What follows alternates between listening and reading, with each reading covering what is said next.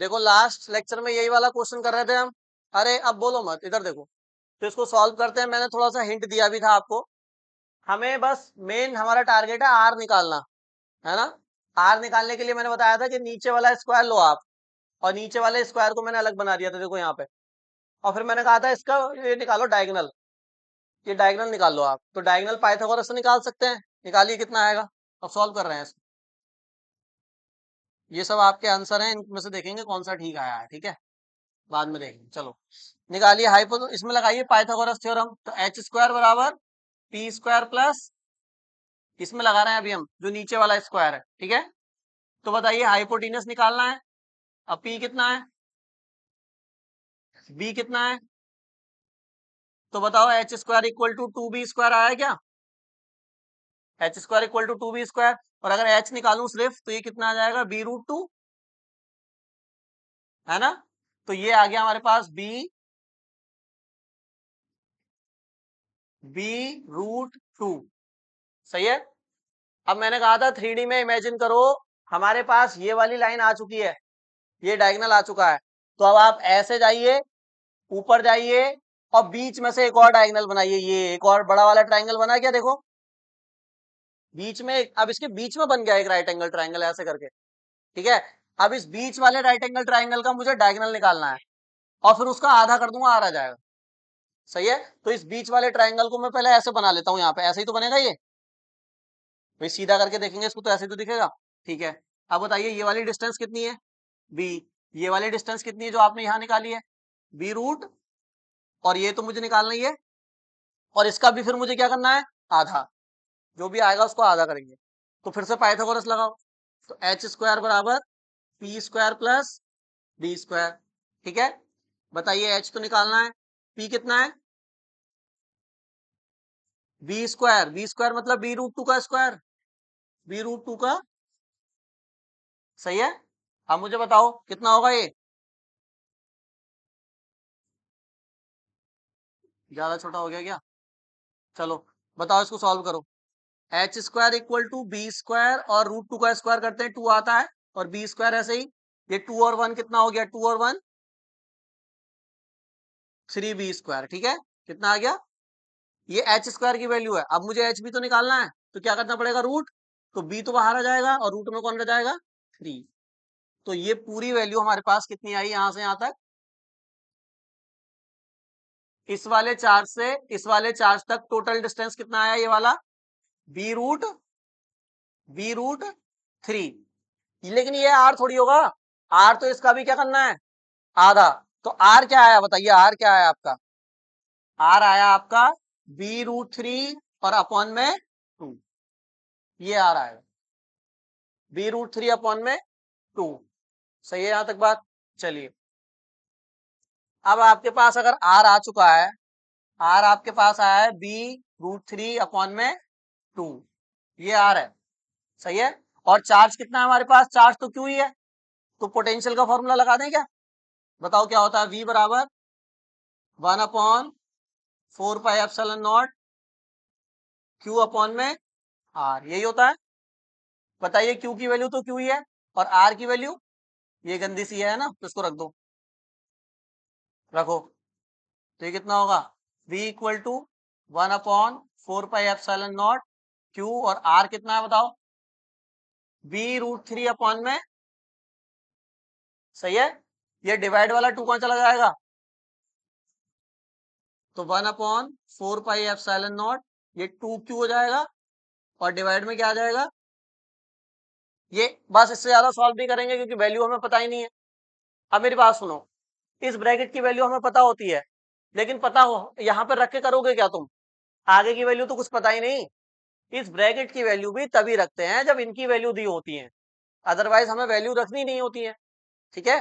तो चलो अब बताइए, ये एक चार्ज का पोटेंशियल है ना, टोटल कितने चार्ज हैं, 8 है। तो मल्टीप्लाई कितने से होगी, 8 से मल्टीप्लाई होगी। तो v total 1/4πε0 2q b√3 into में 8।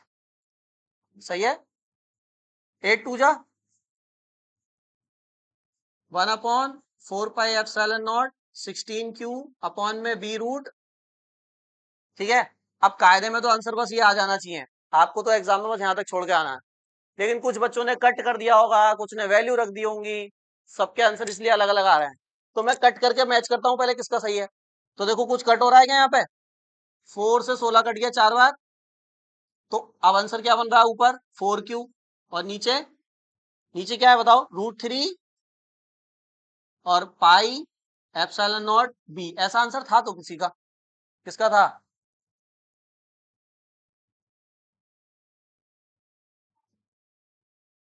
4Q√3 pi epsilon not be, ये आंसर सही है फर्स्ट वाला। बाकी ये वाला नहीं आ सकता है ना, और ये वाला आ सकता है क्या। हम्म हम्म हम्म हम्म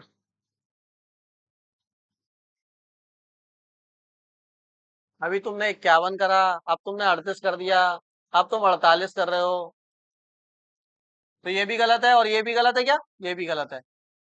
आप ये कह रहे हैं सॉल्व करके अगर ऐसा आ रहा है तो ठीक है, ये भी गलत है, तो सब गलत है लोग। हाँ तो गलत है, गलत है, ठीक है, तो एक आंसर सही आया। हाँ, के लिख सकते हैं। अच्छा आपने के करके किया है क्या, अच्छा इस वाले को चेक कर लेते हैं एक बार, इसमें के लिखा है इन्होंने है ना, तो अगर मैं इस के को ओपन कर दूं तो ये 1/4 पाई एप्सिलॉन नॉट होगा, और इंटू में क्यू है ना, तो 4 से ये कटा 4 बार, तो 4Q अपॉन में √3 पाई एप्सिलॉन नॉट बी, यही है। हाँ यही है, ठीक है, ये वाला भी ठीक है, फर्स्ट और सेकंड सेम है, वो तो वहां पे के लिखा हुआ है, के मतलब पूरा ब्रैकेट होता है ना, सही है। ये दोनों आंसर ठीक है, पहला और दूसरा सेम है, बाकी सारे गलत। ये ऐसे आंसर नहीं लाने हैं, दोबारा सुन लो, वैल्यू नहीं रखते हैं जब हमें, जब उस कोई वैल्यू नहीं दी होती है तो हम इसकी वैल्यू भी पुट नहीं करते हैं, याद रहेगा आगे से। चलो, जिसका नहीं हुआ वो नोट करो जल्दी, कहाँ से करोगे, लो यहाँ से नोट करो पहले इतना। नेक्स्ट टॉपिक है इलेक्ट्रॉन वोल्ट, और इसका सिंबल हम ऐसे लिखते हैं, ई लिखते हैं स्मॉल और वी लिखते हैं कैपिटल, ये इसका सिंबल रिप्रेजेंटेशन है, ईवी, ठीक है। अब देखना जरा क्या है इलेक्ट्रॉन वोल्ट। इलेक्ट्रॉन वोल्ट कुछ नहीं है, यूनिट होती है। इलेक्ट्रॉन वोल्ट क्या होती है, यूनिट तो समझते हो ना, मात्रक है ये। अब किसकी यूनिट है ये, अब नाम से ऐसा लग रहा होगा इलेक्ट्रॉन वोल्ट, मतलब वोल्ट तो ये पोटेंशियल की यूनिट होगी, विभव की यूनिट होगी, ये विभव की नहीं है, ध्यान समझो। इलेक्ट्रॉन वोल्ट यूनिट होती है वर्क या एनर्जी की, वर्क और एनर्जी एक ही होते हैं, आपको पता है ना। वर्क की एनर्जी, वर्क की यूनिट वैसे जूल होती है, एनर्जी की भी जूल होती है, लेकिन जूल जो यूनिट है वो बहुत बड़ी यूनिट है, जैसे किलोमीटर, किलोमीटर की अगर छोटी यूनिट लिखेंगे तो मीटर होती है, सेंटीमीटर होती है, मिलीमीटर होती है। ऐसे ही वर्क की और एनर्जी की यूनिट जूल होती है बड़ी, और जो छोटी यूनिट है उसको क्या बोलते हैं, electron volt. Electron volt is the unit of energy और वर्क, यानी ये एनर्जी और वर्क की यूनिट है, बात समझ में आ गई। अब एक इलेक्ट्रॉन वोल्ट किसके बराबर होता है, या एक इलेक्ट्रॉन वोल्ट अगर हमने वर्क करा तो वो क्या होगा, उसको बताते हैं अभी। पहले आप ये लिखो, इसकी डेफिनेशन लिखो, देखिए electron volt is the unit of electron volt is the unit of work और energy. Electron volt is the unit of work और एनर्जी, ये वर्क और एनर्जी की यूनिट है, ठीक है, स्मॉल यूनिट। आगे लिखो, हाँ हिंदी में लिखो पहले इतना, लिखिए इलेक्ट्रॉन वोल्ट, अभी और लिखवाएंगे, पहले समझा तो दें। इलेक्ट्रॉन वोल्ट कार्य या ऊर्जा का मात्रक होता है, इलेक्ट्रॉन वोल्ट कार्य या ऊर्जा का मात्रक होता है, कार्य या ऊर्जा का मात्रक होता है। अब क्वेश्चन ये नहीं आएगा इलेक्ट्रॉन वोल्ट क्या होता है, क्वेश्चन ये आएगा कि एक इलेक्ट्रॉन वोल्ट का मतलब क्या है, किसका मतलब, एक इलेक्ट्रॉन वोल्ट का मतलब क्या है, ठीक है। तो एक इलेक्ट्रॉन वोल्ट का मतलब आप समझो, देखो मान लो मेरे पास यहाँ पर एक क्यू चार्ज है, ठीक है। इस क्यू चार्ज की यहाँ पे सब में क्या होगी, इलेक्ट्रिक फील्ड। चलिए दो पॉइंट बना लेते हैं फिर से। ये मैंने एक पॉइंट ए बना लिया और ये मैंने एक पॉइंट, दोनों पॉइंट यही है, इनफाइनाइट पर नहीं है कोई भी, मतलब दोनों पॉइंट आपके सामने ही है। तो यहाँ कौन सी डेफिनेशन लगेगी, पोटेंशियल या पोटेंशियल डिफरेंस, पोटेंशियल डिफरेंस, ठीक है। चलिए अब मैंने क्या करना है, मेरे पास देखो ध्यान सुनना, मेरे पास यहाँ पे एक इलेक्ट्रॉन है, इस बार क्या है, एक इलेक्ट्रॉन भी तो चार्ज ही है, इलेक्ट्रॉन है। और इस इलेक्ट्रॉन को मुझे बी पॉइंट से ए पॉइंट पर लेकर आना है। एक इलेक्ट्रॉन को मुझे कहां से कहां लाना है, हाँ ये इलेक्ट्रॉन है, इसको बी पॉइंट से कहां लेके आना है, ए पॉइंट तक, ठीक है। तो बताओ अपने आप आ जाएगा या काम करना पड़ेगा, कैसे काम करना पड़ेगा, मुझे एक बात बताना है यहाँ पे। कभी ऐसे सोचा आपने कि ये कैसा चार्ज है, देखो मैंने अब क्या लिया, और इलेक्ट्रॉन कैसा होता है, तो निगेटिव तो पॉजिटिव की तरफ अट्रैक्ट हो जाता है। तो मुझे काम करना पड़ेगा या अपने आप आ जाएगा, अपने आप आ जाएगा। तो मुझे कोई काम नहीं करना, मतलब यहां से यहां तक लाने के लिए वर्क जीरो है मेरा, हाँ बताओ भाई, निगेटिव चार्ज तो अपने आप ही आ जाएगा, तो वर्क जीरो है क्या। इसका मतलब अगर एक पॉजिटिव चार्ज हो तो निगेटिव चार्ज कहीं से भी आ जाएगा, तो उसको उसमें वर्क जीरो होगा हमेशा। निगेटिव चार्ज को लाने के लिए कोई वर्क ही नहीं करना पड़ता, करना पड़ता है, निगेटिव चार्ज को लाने के लिए भी वर्क करना पड़ता है। लेकिन अब जो वर्क है वो थोड़ा सा डिफरेंट होगा। कैसे, देखो भाई निगेटिव चार्ज है, यहां रखूंगा मैं, वो अट्रैक्ट होगा इसकी तरफ और वो आने लगेगा इसकी तरफ। अब मुझे बताओ, जैसे जैसे पास जाएगा क्या फोर्स बढ़ती जाएगी, भाई जैसे जैसे चार्ज इस वाले चार्ज के पास आएगा फोर्स बढ़ेगी, फोर्स बढ़ेगी तो उस चार्ज की स्पीड भी क्या होगी, बढ़ती जाएगी। मुझे स्पीड को यानी उसकी काइनेटिक एनर्जी को कांस्टेंट रखना है। काइनेटिक एनर्जी को क्या रखना होता है, कंडीशन ये है कि जब भी आप किसी चार्ज को एक पॉइंट से दूसरे पॉइंट पर ला रहे हो, उसकी काइनेटिक एनर्जी चेंज नहीं होनी चाहिए। और काइनेटिक एनर्जी का फॉर्मूला आपने पढ़ा होगा, हाफ एम बी स्क्वायर, मतलब उसकी स्पीड नहीं चेंज होनी चाहिए, मास तो चेंज होगा ही नहीं, स्पीड नहीं बदलनी चाहिए।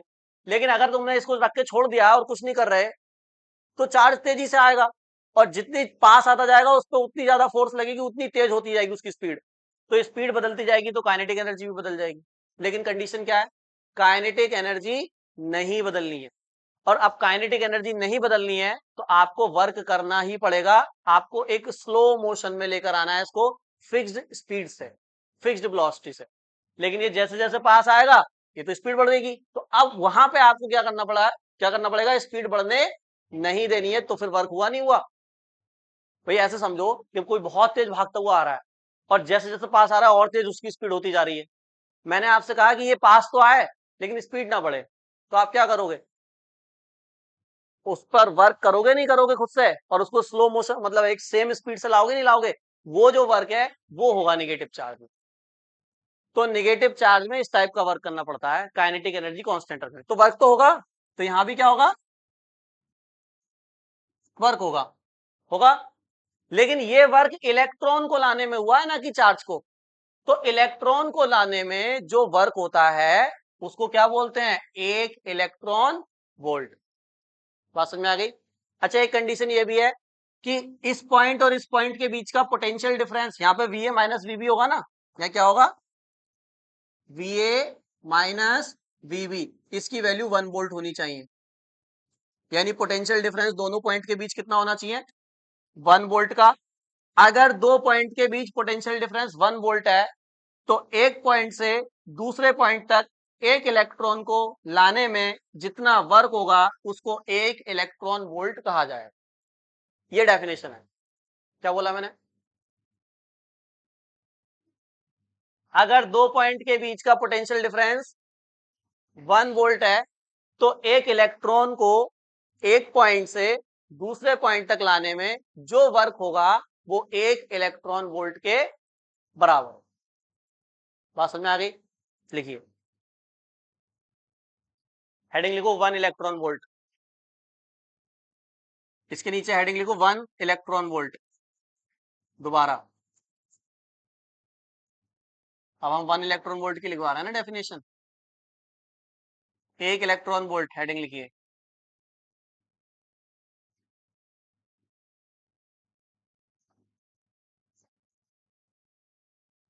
1 इलेक्ट्रॉन वोल्ट। ठीक है, लिखिए। किसी इलेक्ट्रॉन को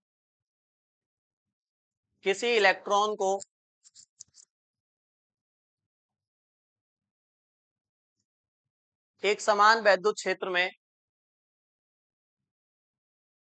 किसी इलेक्ट्रॉन को एक समान वैद्युत क्षेत्र में एक बिंदु से दूसरे बिंदु तक एक समान वैद्युत क्षेत्र में एक बिंदु से दूसरे बिंदु तक लाने में जो कार्य किया जाता है, एक बिंदु से दूसरे बिंदु तक लाने में जो कार्य किया जाता है,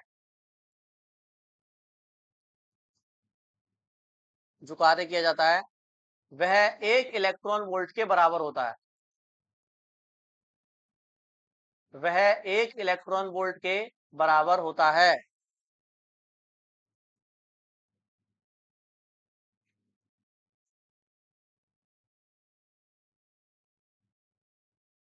वह 1 इलेक्ट्रॉन वोल्ट के बराबर होता है। एक लाइन और लिखो।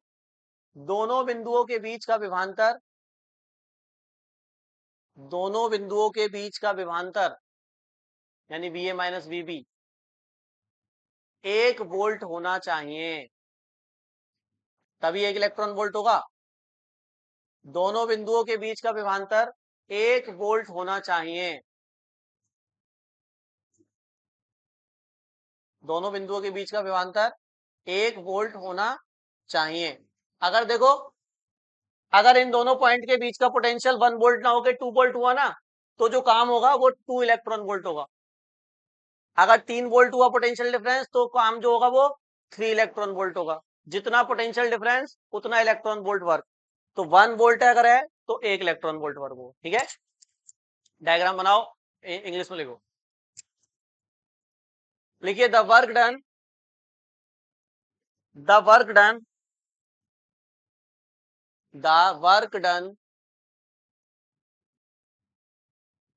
in bringing the electron, the work done in bringing the electron from one point to another point, in bringing the electron from one point to another point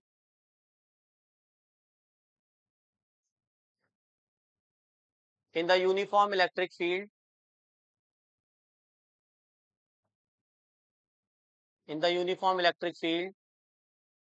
when the potential difference between both points, uniform electric field, when the potential difference between both points is 1 volt.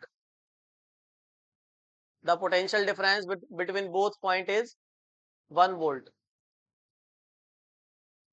ठीक है, comma is called 1 electron volt. Comma is called 1 electron volt. बताना, potential difference का formula क्या बताया था? VA minus VB is equal to क्या होता है?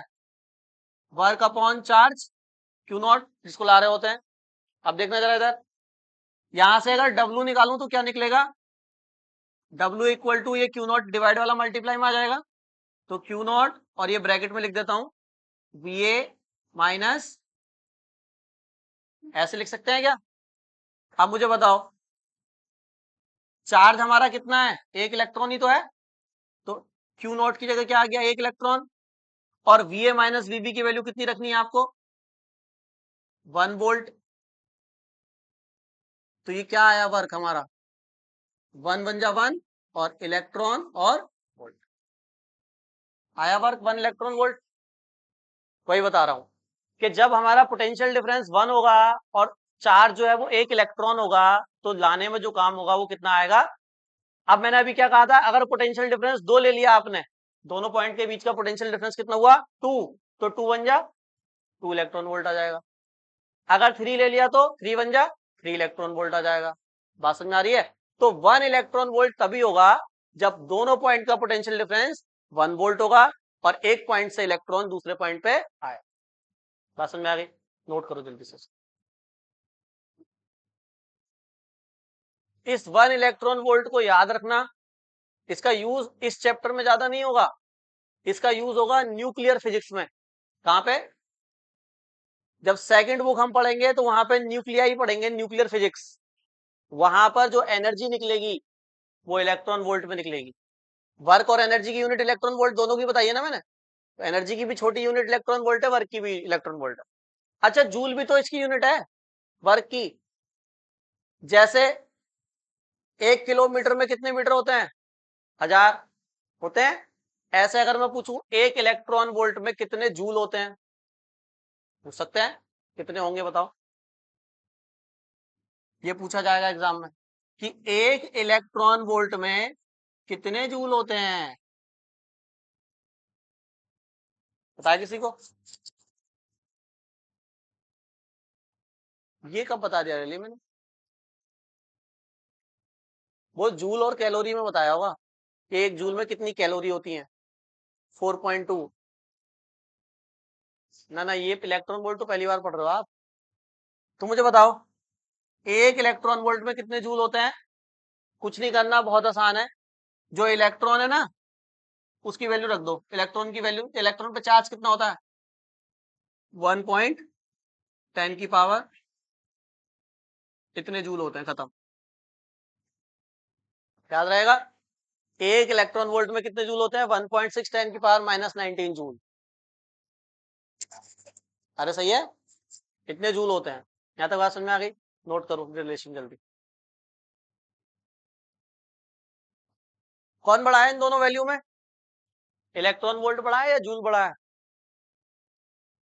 बड़ा कौन है, इलेक्ट्रॉन वोल्ट बड़ा है या जूल बड़ा है। x equal to 5 by, X बड़ा है वाई बड़ा है, x equal to 5 by, X बड़ा है वाई बड़ा है।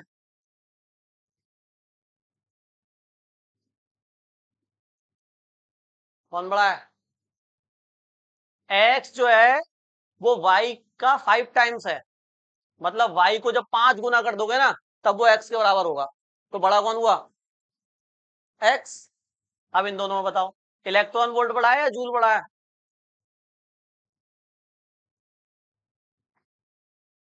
इलेक्ट्रॉन वोल्ट बड़ा है। तो मैंने तो अभी तुम्हें थ्योरी में भी लिखवाया था कि ये स्मॉल यूनिट है, स्मॉल यूनिट है। तुम कह रहे हो बड़ा है इलेक्ट्रॉन वोल्ट, इससे जूल से बड़ा है इलेक्ट्रॉन वोल्ट है। लो अब तुम बता ही नहीं पा रहे, देख के कौन बड़ा है कौन छोटा है, कौन बड़ा है इलेक्ट्रॉन वोल्ट या जूल। इलेक्ट्रॉन वोल्ट बड़ा है, तो स्मॉल यूनिट क्यों लिखवाया हमने ऊपर, पता नहीं क्यों, हम सटिया गए क्या, क्यों लिखवाया हमने फिर बताओ। अच्छा, हाँ भाई, कौन बड़ा है। अरे तुम ये नहीं देख रहे यार, मतलब तुम ये नहीं देख रहे 10 की पावर -19 नहीं देख रहे तुम।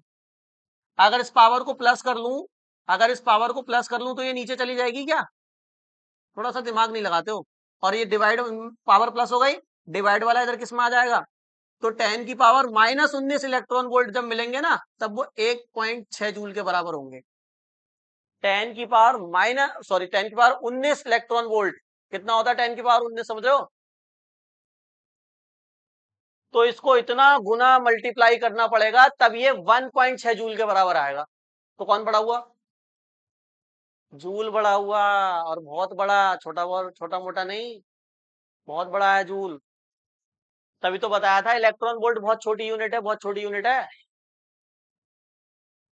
अरे समझ रहे हो, माइनस में है ना पावर उसकी, तो नीचे जाके प्लस हो जाएगी और फिर इधर आके मल्टीप्लाई हो जाएगी।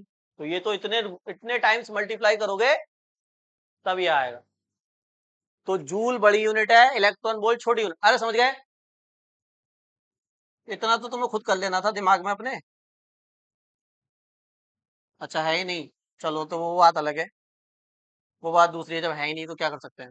अच्छा आपसे ऐसे पूछ सकते हैं 1 किलो इलेक्ट्रॉन वोल्ट में कितने वोल्ट होंगे, कितने जूल होंगे? 1 किलो इलेक्ट्रॉन वोल्ट, तो 1 किलो में कितना होता है? अरे समझ लो, वरना याद करना पड़ेगा आपको, खाली ये वैल्यू याद करनी है, बाकी सारी इन्हीं से बना दोगे आप, समझोगे मेरी बात को तब, वरना अलग अलग रट लेना फिर। 1 किलो में कितना होता है? 1000। 1 किलो में 1000, किलो मतलब 1000, सही है।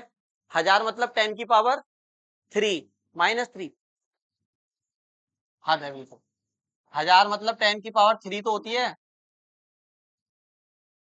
3 होती है। तो अगर मैं इसमें 10 की पावर 3 से और मल्टीप्लाई कर दूं, प्लस का 3 है, तो -19 प्लस 3 कितना हो जाएगा? -16। तो बस 1.6 इंटू 10 की पावर के इतना जूल होगा, किलो इलेक्ट्रॉन वोल्ट, सही है। अच्छा रुको जरा अभी और, 1 मिलियन इलेक्ट्रॉन वोल्ट, इसको मिलियन भी पढ़ते हैं, मेगा भी पढ़ते हैं, एक ही बात है। 1 मेगा इलेक्ट्रॉन वोल्ट या 1 मिलियन इलेक्ट्रॉन वोल्ट, एक ही बात है, ध्यान देना।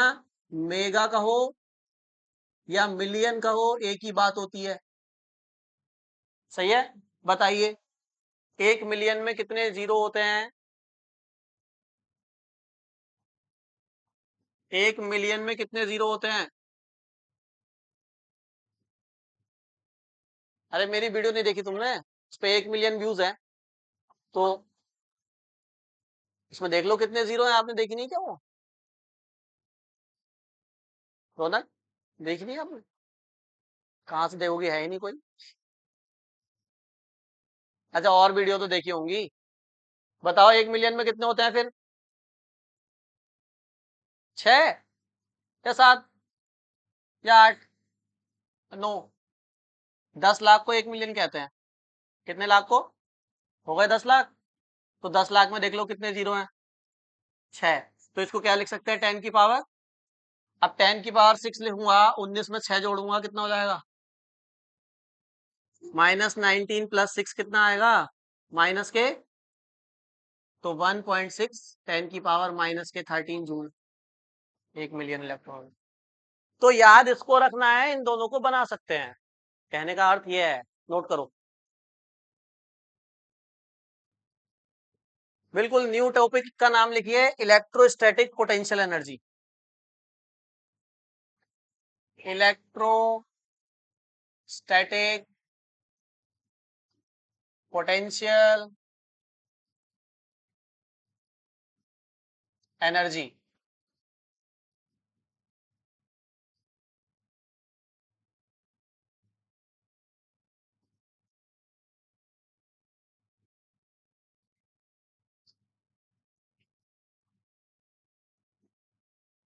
स्थिर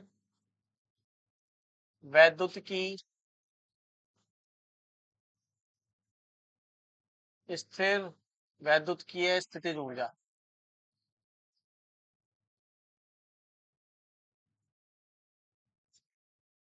इलेक्ट्रोस्टैटिक पोटेंशियल एनर्जी, याद है किसी को कुछ? जब मैंने क्लास 11th में पोटेंशियल एनर्जी पढ़ाई थी, तो फिर उसके मैंने टाइप्स बताए थे कि पोटेंशियल एनर्जी कई टाइप की होती हैं, spring potential energy, gravitational potential energy, magnetic potential energy, electrostatic potential energy, लिखवाया हुआ है वहां पे। तो आपको मैंने कहा भी था कि ये इंटर में पढ़ने हैं, और ये स्प्रिंग पोटेंशियल वहां पर पढ़ा दिया था, ग्रेविटेशनल वाला भी वहां पढ़ा दिया था, लेकिन मैंने कहा था मैग्नेटिक और इलेक्ट्रोस्टैटिक आपको इंटर में पढ़ने हैं। तो अब आ गए आप इंटर में, और अब आप पढ़ रहे हो, सही है। तो मैं इसको तो तभी पढ़ाऊंगा जब आपको पोटेंशियल एनर्जी का कॉन्सेप्ट क्लियर होगा। पोटेंशियल एनर्जी क्या होती है बताइए? ये उसका टाइप है, पोटेंशियल एनर्जी का ये टाइप है। तो पहले आप बताओ पोटेंशियल एनर्जी किसको कहते हैं? सिर्फ पोटेंशियल एनर्जी बताओ किसको कहते हैं?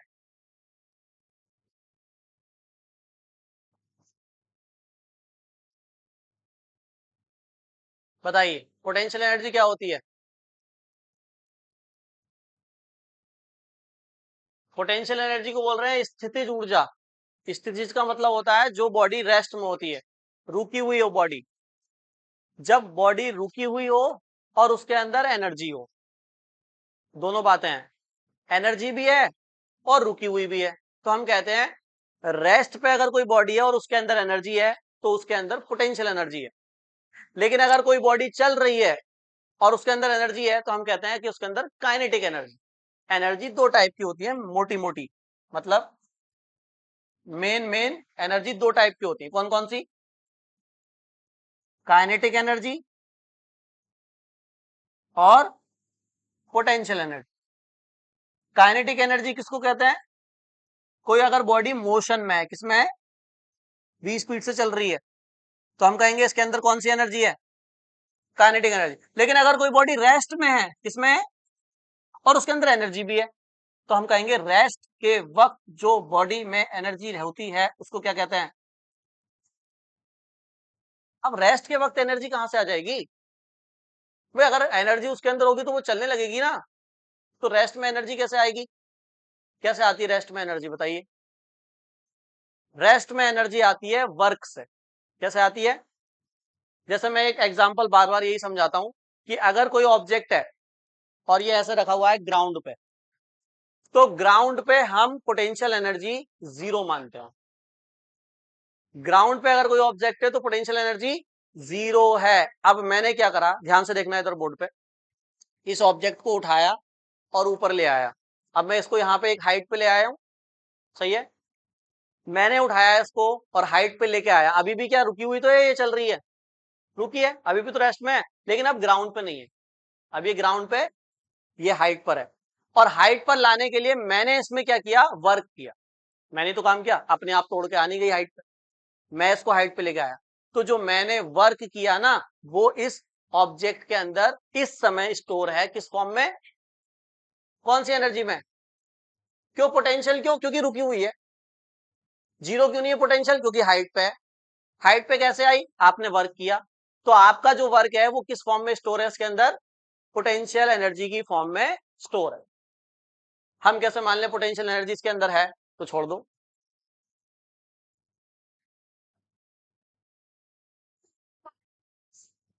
छोड़ दिया। तो जब मैंने छोड़ा तो ये नीचे भी गया स्पीड से और टकराया भी, मतलब इसने ऑब्जेक्ट ने हिट भी किया नीचे। इसका मतलब इसके पास कुछ एनर्जी थी तभी तो इसने हिट किया और ये मूव किया। तो हम मतलब हम कहेंगे कि जो पोटेंशियल एनर्जी थी छोड़ते ही वो किस में कन्वर्ट हुई? तो काइनेटिक एनर्जी तो तभी आ सकती है जब पोटेंशियल हो। काइनेटिक एनर्जी तो तभी आएगी जब पोटेंशियल हो। बात समझ में आ गई? तो सबसे पहले क्या होता है? वर्क। वर्क स्टोर होता है किस फॉर्म में? पोटेंशियल में। और फिर आप चाहें तो उस पोटेंशियल को काइनेटिक में कन्वर्ट करें या ना करें, वो आपकी मर्जी। डेली लाइफ का एक एग्जांपल दूं, डैम देखें आपने, पानी के डैम, पानी वाले जो डैम होते हैं, एक बहुत हाइट पर पानी को रोक देते हैं। बहुत हाइट पे पानी को रोक दिया, रोक दिया। अब बहुत हाइट पर अगर आपने पानी को रोक दिया है तो उसके अंदर कौन सी एनर्जी स्टोर है? पोटेंशियल एनर्जी स्टोर हो चुकी है। हाइट पर कोई ऑब्जेक्ट है तो पोटेंशियल एनर्जी स्टोर है। अब वो क्या करते हैं? जैसे ही डैम ओपन करते हैं, सारा का सारा पानी जो है वो काइनेटिक एनर्जी के साथ नीचे आता है। अब उस पानी को अगर आप टरबाइन पर गिरा दोगे तो आपकी ये इलेक्ट्रिसिटी बन जाएगी। टरबाइन समझते क्या होता है? पढ़ाऊंगा, आगे चैप्टर आएंगे उसमें समझाएंगे करंट वगैरह कैसे बनता है। टरबाइन को घुमाना पड़ता है। सुना होगा तुमने, पानी से करंट बनता है, हवा से करंट बनता है, और न्यूक्लियर पावर प्लांट से करंट बनता है। जो न्यूक्लियर पावर सफेद सफेद से देखे ना, डोम जैसे, उनसे करंट बनता है। तो ये पानी से करंट कैसे बनेगा? पानी में करंट है क्या? हवा से कैसे करंट बनेगा? हवा में करंट है क्या? हवा में करंट होता तो ऐसा ऐसा कर रहे होते अभी हम। हवा में करंट नहीं होता। करते क्या है? पानी, हवा, इन सारी चीज से हमें टरबाइन घुमाते हैं। क्या घुमाते हैं? और टरबाइन घुमाने से करंट बनता है। अब टरबाइन घुमाने से करंट कैसे बना, वो सारा आगे हम फिजिक्स में पढ़ेंगे। फर्स्ट बुक हमारी यही है। हमें फर्स्ट बुक में सारा कुछ यही पढ़ना है, current, electricity, Faraday's law, electromagnetic induction, alternating current, यही सारे चैप्टर के नाम है। ठीक है, चलिए, तो वो स्टोरी बहुत बड़ी। तो समझ गए पोटेंशियल एनर्जी क्या होगी? जब कोई बॉडी रेस्ट में हो और उसमें क्या हो? एनर्जी हो, तो उस एनर्जी को क्या कहा जाएगा? अब पढ़िए क्या नाम है पूरा। हाँ भाई, इधर देखो यार, इधर देखो, इधर ये क्या नाम है इसका? Electrostatic potential energy. ये किस टाइप की एनर्जी है, सुन लो जरा। ये मेरे पास कोई एक पॉजिटिव चार्ज है, क्या चार्ज है? Q1 कह देते हैं इसको। अरे सही है, सुन लो इधर।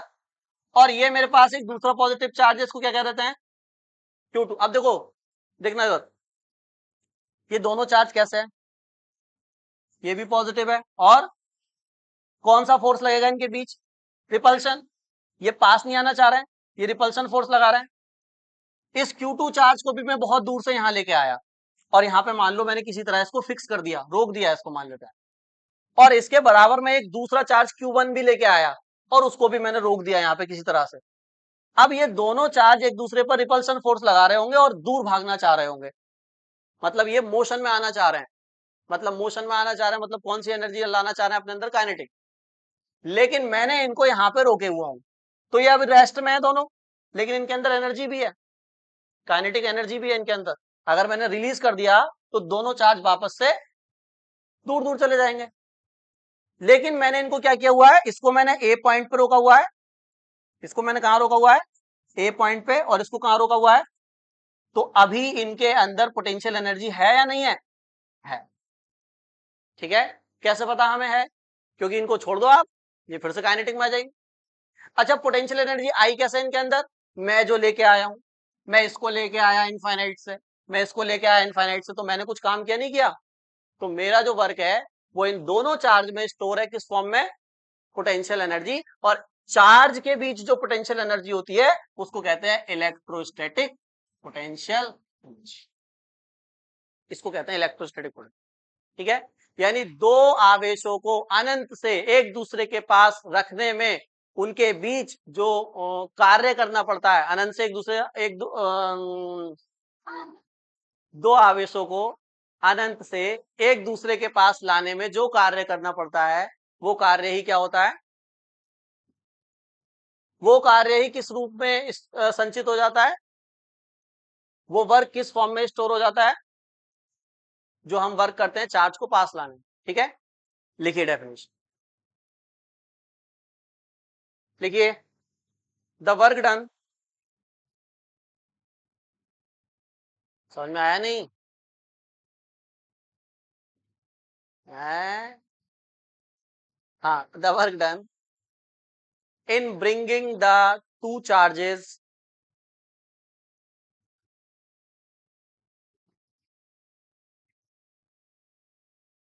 फ्यूचर प्रिडिक्ट कर दिया था मैंने गलती से, मैंने भविष्य बता दिया था आपको। हाँ क्या लिखा? The work done in bringing the two charges from infinity, from infinity to the distance r, small r, infinity to the distance small r। दोनों चार्ज के बीच डिस्टेंस कितना है? Small r। From infinity to the distance between, to the distance small r, comma is called, comma is called electrostatic potential energy. अरे work ही तो energy है, जो वर्क मैंने किया उनको चार्ज को लाने में, वही तो एनर्जी है, वर्क ही तो एनर्जी है। सही है, is called electrostatic potential, Sonam work ही तो एनर्जी है, is called electrostatic potential energy. Hindi में लिखिए, बस इसको डायग्राम को बना लो। लिखिए, दो आवेशों को अनंत से, बिल्कुल सही बात है, और क्या? दो आवेशों को अनंत से, इसको बना लिया, बहुत सही, अनंत से एक दूसरे के पास r दूरी पर, एक दूसरे के पास r दूरी पर, अनंत से एक दूसरे के पास r दूरी पर लाने में जो कार्य किया जाता है, एक दूसरे के पास r दूरी पर लाने में जो कार्य किया जाता है उसे हेडिंग कहते हैं। जो कार्य किया जाता है उसे हेडिंग कहते हैं।